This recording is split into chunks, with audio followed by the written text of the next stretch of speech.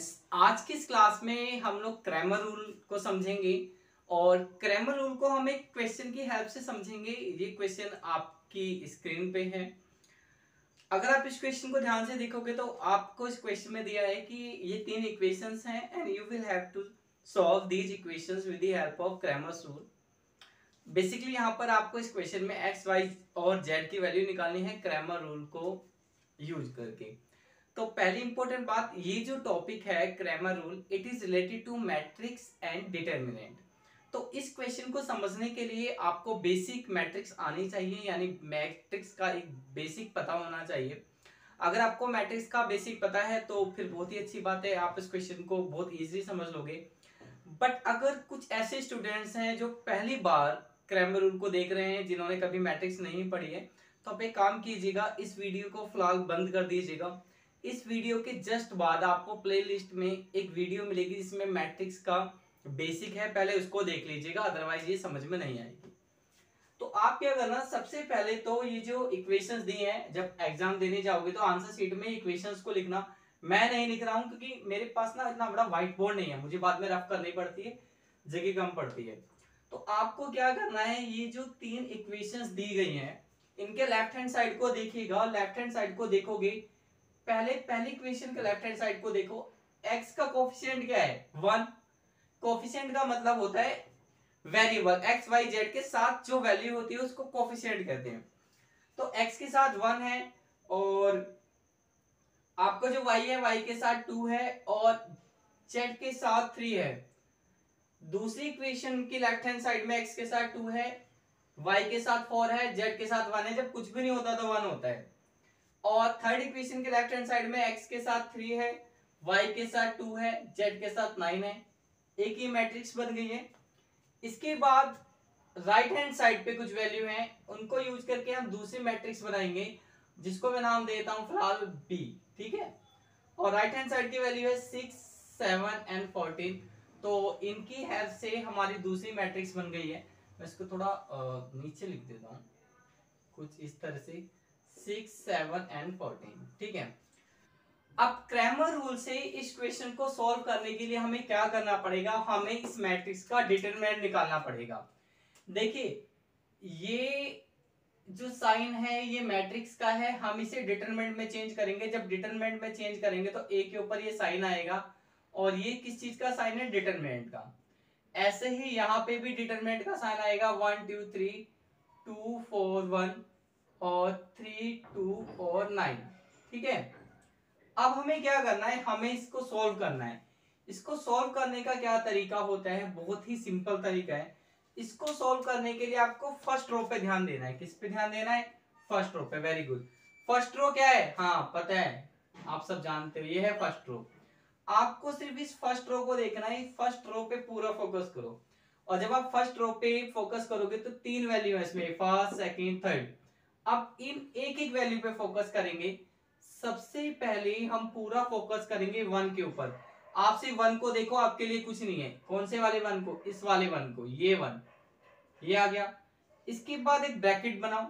अब 1 के सामने सीधी नजर मारो तो ये रो, 1 के सामने ऐसे सीधी नजर मारो तो ये कॉलम। इस रो को भूल जाओ, इसको भी भूल जाओ, बाकी चार वैल्यू को ध्यान दो, 1 2 3 4 वैल्यू बची है। इन दोनों की ऐसे मल्टीप्लाई करो, कितना आएगा, 36। माइनस का साइन, इन दोनों की ऐसे मल्टीप्लाई करो, कितना आएगा, 2। वेरी गुड, ठीक है। तो हमने फोकस करा फर्स्ट वैल्यू पे, इस रो की। अब हम फोकस करेंगे अपना सारा का सारा सेकंड वैल्यू पे। तो जो सेकंड वैल्यू है आपकी वो क्या है, 2।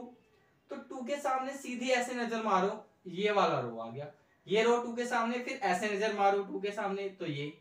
अब जो जिस पे मैंने बॉक्स बनाया उनको भूल जाओ, बाकी चार वैल्यू पे ध्यान दो। चार वैल्यू 1 2 3 4, ठीक है। तो सबसे पहले तो क्या करेंगे, हम लोग लिखेंगे यहाँ पे -2। अब माइनस क्यों है, ये तो प्लस का, तो ध्यान रखना पहली वाली वैल्यू के साथ प्लस आता है, दूसरी वाली वैल्यू के साथ माइनस आता है, तीसरी वाली वैल्यू के साथ भी प्लस आएगा। तो ध्यान रखो, प्लस माइनस प्लस, ठीक है।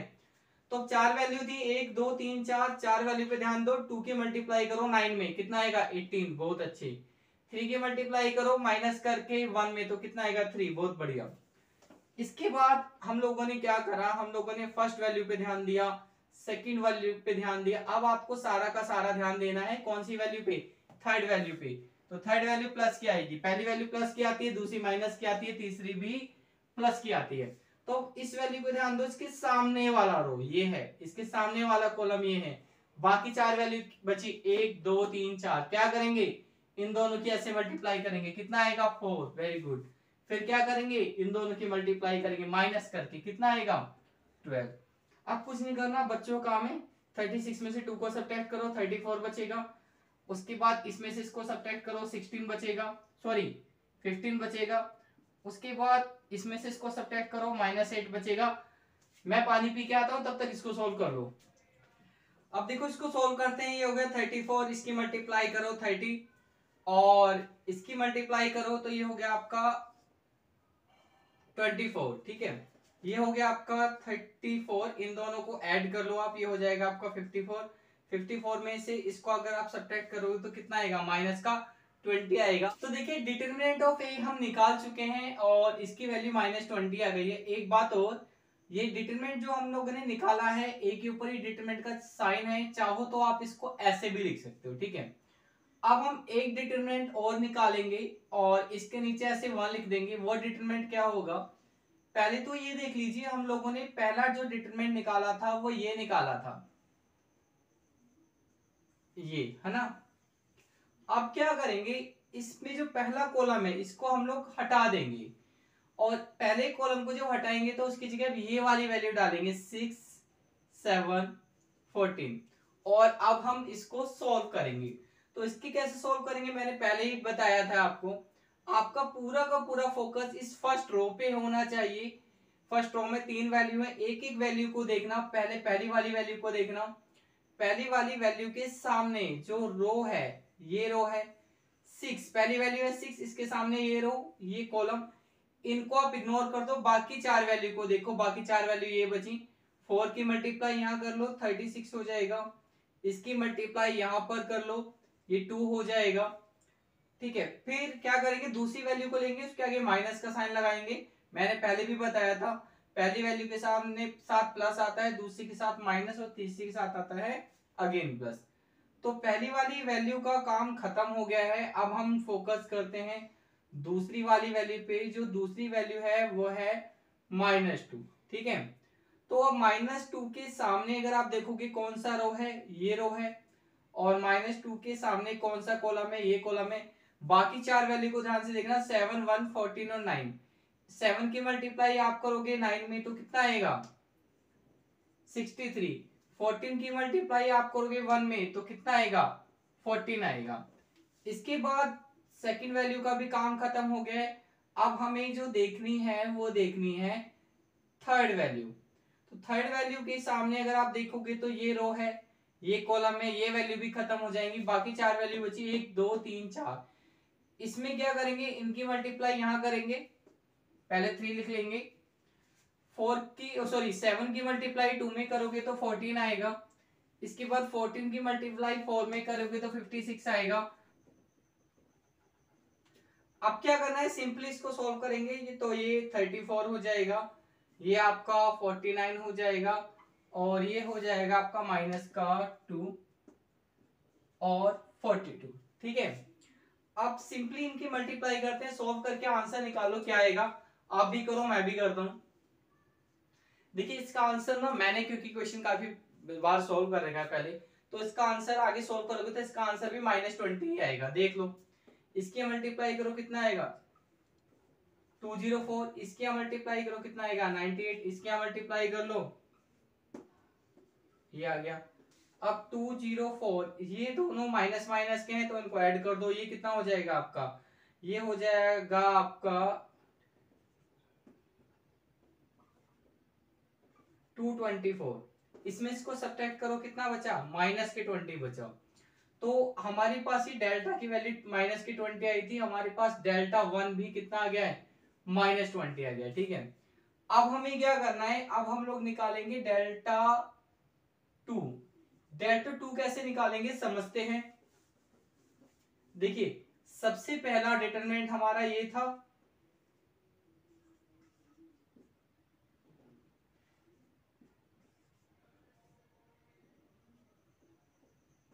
ये वाला डिटरमिनेंट, तो हम लोगों ने ये निकालने के लिए क्या करा था, इसकी वैल्यू चेंज कर दी थी, किससे, इससे। अब क्या निकालना है, अब हमें एक डिटरमिनेंट और निकालना है जिसका नाम क्या है, ये डेल्टा टू। तो इसको निकालने के लिए क्या करेंगे, ये वाली वैल्यू को चेंज कर देंगे, किससे, इससे चेंज कर देंगे। तो अब मैं आपको दो डिटरमिनेंट ऑलरेडी सॉल्व करा चुका हूं, अब इसकी वैल्यू आप अपने आप सॉल्व करो और इसकी वैल्यू भी -20 ही आएगी। देख लो भाई, इसका आंसर आ गया है -20। तो यहां पर हम लोग लिख लेते हैं हमारा डेल्टा टू भी -20 आ गया है, ठीक है। इसके बाद हमें डेल्टा थ्री भी निकालना है। डेल्टा थ्री निकालते टाइम हम लोग क्या करेंगे, अब की ये वाली वैल्यू ऐसी रहेगी, ये वाली वैल्यू चेंज होगी। इस वैल्यू को किससे रिप्लेस करेंगे, इस वैल्यू से रिप्लेस करेंगे, इस तरह से, ठीक है। इसको भी अपने आप सॉल्व करो, क्योंकि मैं आपको ये और ये दो बार निकाल के बता चुका हूं, इसको भी वैसे ही करना है। इसका आंसर भी -20 ही आएगा। आप सॉल्व करो, मैं लिख देता हूं। देखो, बहुत सारे स्टूडेंट्स ऐसा करते हैं कि अपने आप से सॉल्व नहीं करेंगे, स्क्रीनशॉट ले लेंगे और वो स्क्रीनशॉट ऐसा ही रखा रहेगा, बट उससे हासिल कुछ नहीं होना है। Mathematics totally depend upon the practice. If there will be no practice, there will be no result. इसलिए आप खुद से प्रैक्टिस कीजिएगा, सही होगा गलत होगा इट डजंट मैटर। अगर गलत होगा तो फिर यहाँ से देख के आप लोग उसे मैच कर लीजिएगा, करेक्ट कर लीजिएगा। तो वीडियो को पॉज करो और अपने आप से ट्राई करो। तो देखिए, इसका जो आंसर आया है, इसकी वैल्यू भी -20 आई है। तो हमारा जो थर्ड डिटरमिनेंट आया है, इसकी वैल्यू भी आई है -20। तो हमें क्या करना होता है, क्रैमर रूल में हम लोग सबसे पहले निकालते हैं डिटरमिनेंट ऑफ ए, फिर निकालते हैं फर्स्ट डिटरमिनेंट, फिर सेकंड डिटरमिनेंट और फिर थर्ड डिटरमिनेंट। आप क्या करेंगे, आप पहले से नोट कर लो। इसके बाद हमें x की वैल्यू निकालनी होती है। x की वैल्यू होती है आपकी डिटरमिनेंट वन को, आपको डिटरमिनेंट वन को डिवाइड करना है डिटरमिनेंट ए से, या फिर आप कह सकते हो पहले वाले डिटरमिनेंट से। तो इसकी वैल्यू -20 है, ये देखिए, और इसको इससे डिवाइड करोगे -20 से, तो कितनी वैल्यू आएगी, 1 आएगी। ऐसे ही आपको y की वैल्यू निकालनी है, तो y की वैल्यू ऐसे निकालोगे, उसका ये फॉर्मूला रहेगा। तो ये भी आएगा -20/20। उसके बाद आप z की वैल्यू निकालोगे, z की वैल्यू का फॉर्मूला ये होगा, ये भी आएगा आपका -20/20। तो इसको भी आप कैंसिल करोगे तो 1 आएगा, इसको भी आप कैंसिल करोगे तो 1 आएगा। अब आपकी x की वैल्यू भी 1 आई है, y की वैल्यू भी 1 आई है और आपकी z की वैल्यू भी 1 आई है। अब ये आपने जो वैल्यूज निकाली है, ये सही है या फिर गलत है, इसको भी आप चेक कर सकते हो। चेक कैसे करेंगे, ये जो क्वेश्चन है, इस क्वेश्चन में 3 इक्वेशन दी है। जैसे पहली इक्वेशन है x + 2y + 3z = 6। आप क्या करो, इन तीनों इक्वेशन में से किसी भी एक इक्वेशन में x y z की वैल्यू डाल लो। जैसे मैंने फर्स्ट इक्वेशन ले ली है, यहाँ पर हम x की वैल्यू डालते हैं, y की वैल्यू डालते हैं और z की वैल्यू डालते हैं लेफ्ट हैंड साइड में। तो ये 1 हो गया, ये 2 हो गया, ये 3 हो गया। तो ये देखिए कितना आ गया, 6 आ गया। तो लेफ्ट हैंड साइड में वैल्यू डाली, राइट हैंड साइड के इक्वल आ गया, इसका मतलब आपके आंसर ठीक है। थर्ड इक्वेशन में भी रख के आप देख सकते हो। थर्ड इक्वेशन है 3x + 2y + 9z। इसकी राइट हैंड साइड नहीं लिख रहे, राइट हैंड साइड खुद से आ जाएगी। यहाँ पे आप 1 डालो, यहाँ पर आप 2 डाल, सॉरी यहाँ पर भी आप 1 डालो और यहाँ पर ही 1 डालो, तीनों वैल्यू क्योंकि हमारी 1 आई है। तो 3 + 2 + 9, ये कितना आ गया, 14 आ गया। राइट हैंड साइड पे आपको 14 था। तो इसका मतलब है हमने जो वैल्यू निकाली है x y और z की, ये वैल्यू बिल्कुल ठीक है। तो आई होप आपको क्रैमर रूल समझ में आया होगा। मैं फटाफट से एक रिकैप दे देता हूँ आपको, जिससे समझ में आए। देखिए, आपको 3 इक्वेशन दी होगी, 3 इक्वेशन की लेफ्ट हैंड साइड से आप एक मैट्रिक्स बनाना a और राइट हैंड साइड से एक मैट्रिक्स बनाना b। फिर आप इस मैट्रिक्स का डिटरमिनेंट निकालना, जिसको नाम दे सकते हो डेल्टा या फिर डिटरमिनेंट ऑफ a। तो एक डिटरमिनेंट आ गया, फिर एक और डिटरमिनेंट निकालना है जिसको नाम देंगे डेल्टा 1। उसके लिए क्या करना होगा, ये वाली जो हमारी वैल्यू है, इस वैल्यू की जगह ये वाली वैल्यू रख देना, इसकी वैल्यू आ जाएगी। फिर उसके बाद क्या करना है, एक डिटरमिनेंट और निकालना है जिसको डेल्टा 2 नाम देंगे। उसमें क्या करेंगे, इस वैल्यू को ऐसे ही रहने देंगे, इसको चेंज करके ये निकाल लेंगे। फिर ऐसे ही आप डेल्टा 3 निकालोगे, x की वैल्यू इस फॉर्मूले से निकालना, y की इससे, z की इससे, और बाद में अपनी वैल्यू को चेक कर लेना है किसी भी इक्वेशन में पुट करके। अगर लेफ्ट हैंड साइड में वैल्यू पुट करने पे राइट हैंड साइड आ जाती है, it's means that your answer are correct. तो बस आज की क्लास में हम लोग इतना ही सीखेंगे, मिलते हैं नेक्स्ट क्लास में, टिल देन गुड बाय।